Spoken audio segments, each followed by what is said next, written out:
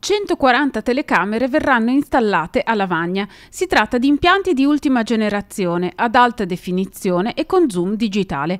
Il progetto, redatto dall'Ufficio Tecnico Comunale, prevede il posizionamento di una ventina di occhi elettronici con sistema di rilevazione automatica di targa ai varchi della città e l'installazione del resto delle telecamere capillarmente sul territorio comunale, sia in centro che nelle frazioni, con contestuale realizzazione di una sala di controllo dedicata negli spazi del comando della Polizia Municipale.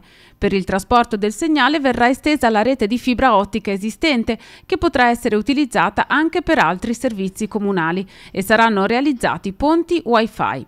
Un'ulteriore decina di telecamere verrà installata in corrispondenza della rotonda che sarà realizzata in via Moggia, in attesa delle ultime autorizzazioni necessarie.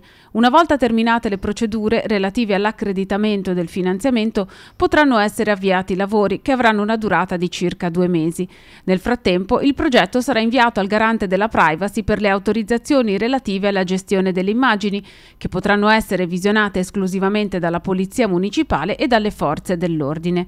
Il progetto beneficia di un finanziamento di 205.000 euro, a cui vanno ad aggiungersi 35.000 euro di fondi comunali. I fondi statali sono messi a disposizione dal Ministero dell'Interno nell'ambito del programma per la prevenzione ed il contrasto di fenomeni di criminalità diffusa.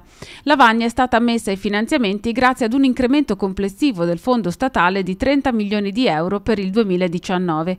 La Prefettura ieri ha comunicato all'ente che è stato autorizzato lo scorrimento della graduatoria definitiva delle richieste presentate dai comuni a seguito della sottoscrizione del patto per l'attuazione della sicurezza urbana avvenuto la scorsa estate fra il prefetto di Genova e i rappresentanti della Commissione straordinaria di Lavagna.